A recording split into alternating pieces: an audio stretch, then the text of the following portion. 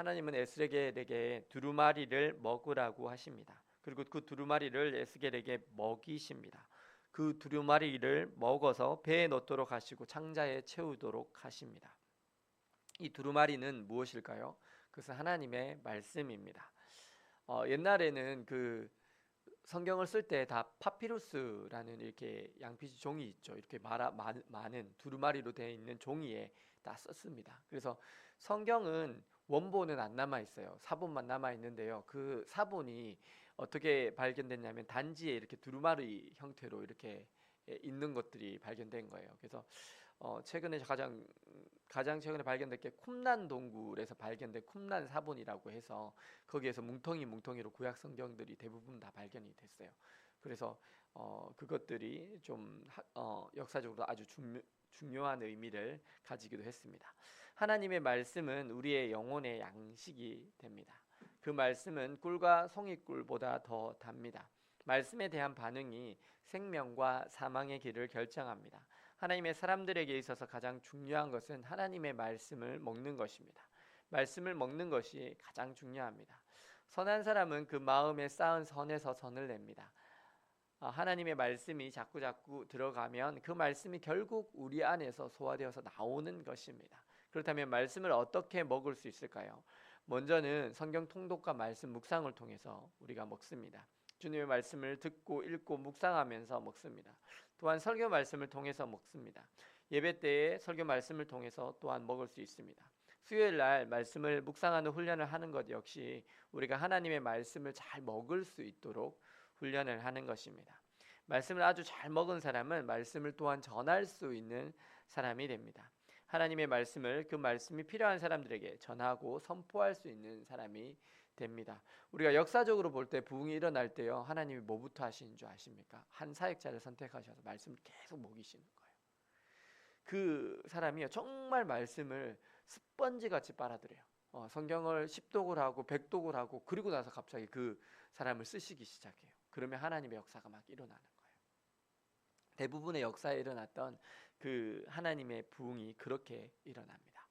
저는 교회에 오시는 분들 중에 첫 시간이나 몇 주를 딱 보면요, 저분은 등록하겠다, 저분은 등록 안 할 것 같다, 보면 알아요. 거의 지금 이 정도 지나 보니까 이제 알겠더라고요.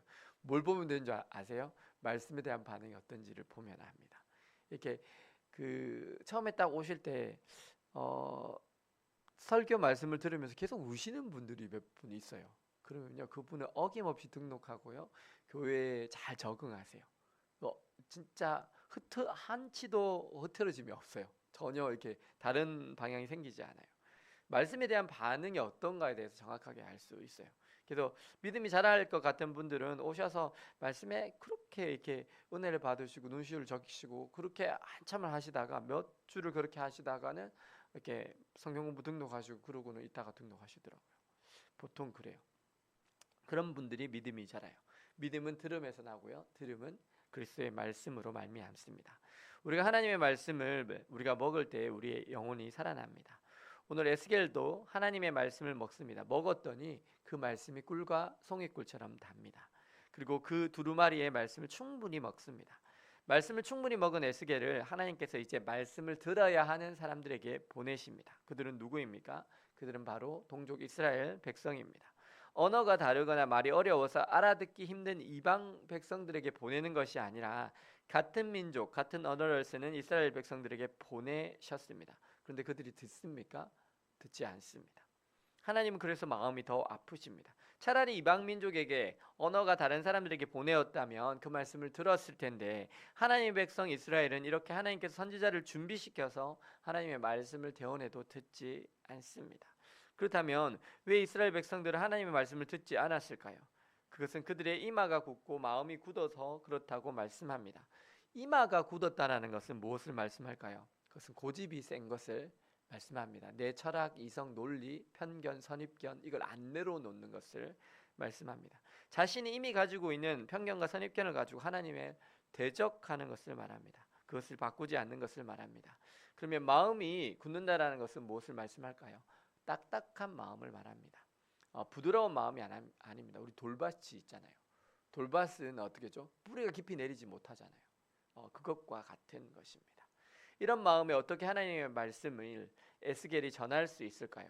그래서 하나님은 에스겔을 금강석 같이 단단하게 세우시겠다고 하십니다. 그냥 굳은 마음과 하나님의 말씀으로 무장된 마음은 전혀 다릅니다. 하나님의 말씀이 우리의 마음판에 새겨지고 가득가득 채워지면 하나님의 말씀으로 인한 담대함이 우리 안에 채워집니다. 그러면 우리가 어떻게 되죠? 세상이 감당할 수 없는 믿음이 됩니다. 그러면 반역하는 사람들에게도 담대하게 하나님의 말씀을 전할 수 있습니다. 전도를 해보면요, 정말 그냥 전도 한번 하려고 했을 뿐인데 정말 날카롭게 달려드는 사람들이 있어요. 막 원수를 만난 것처럼 막 전도자에게 화를 쏟아내는 사람들이 있어요. 적대적으로 대하는 사람들이 있어요. 보통의 경우는 그런 사람들 한번 만나잖아요. 그 말씀을 전하고자 하는 의지가 꺾여버릴 수 있어요. 꺾여버릴 수 있어요. 근데 그럼에도 불구하고 하나님의 말씀을 전할 수 있는 것은 하나님께서 주신 말씀 때문이에요. 그분이 우리에게 주신 사명 때문이에요. 오늘 에스겔도 하나님께서 충만한 말씀으로 그에게 채워주시고 그를 금강석 같이 하여 주십니다. 그래서 그가 사명을 감당할 수 있습니다. 우리가 살아가는 이 시대에도 에스겔의 시대와 그렇게 많이 다르지 않습니다. 요즘에 10대들과 청년들은요, 하나님을 경외함이 별로 없는 세대인 것 같아요. 다 그런 것 같아요. 보니까 교회 안에 있어도 하나님을 별로 경외하지 않는 것 같아요. 보면 너무 충격적인 것 같아요. 우리 교회만 그런 것도 아닌 것 같고요. 다 그런 것 같아요. 내 자녀만 그런 것도 아닌 것 같고 다 그런 것 같아요. 하지만 우리가 하나님의 말씀으로 온전히 무장되어지고 하나님의 말씀으로 충만하게 채워질 때 하나님께서 우리를 금강석같이 해주시고 우리를 붙잡고 사용하여 주실 것입니다. 오늘도 하나님의 말씀으로 충만하여 주시고 그 말씀을 듣고 읽고 묵상하고 살아내며 전하심으로 하나님이 원하시는 살리고 세우는 역사가 여러분의 삶 가운데 일어나기를 예수님의 이름으로 축원합니다. 기도하시겠습니다. 사랑과 은혜의 주님, 오늘 하나님께서 말씀하신 두루마리를 먹고 그것으로 이스라엘 백성에게 전하는 에스겔을 봅니다. 마음이 굳어 있는 그들에게, 또한 완고한 마음의 그들에게 말씀을 담대히 전할 수 있도록 에스겔을 금강석처럼 만들어 주신 주님, 어그러지고 거스리는 세대 가운데 주님의 말씀으로 저희들을 충만케 하여 주옵소서. 말씀을 듣고 읽고 묵상하고 살아내고 전파함으로 하나님이 원하시는 살리고 세우는 역사가 저희들의 삶을 통해서도 일어나게 주님 저희들을 사용하여 주옵소서. 예수 그리스도의 이름으로 기도드립니다. 아멘.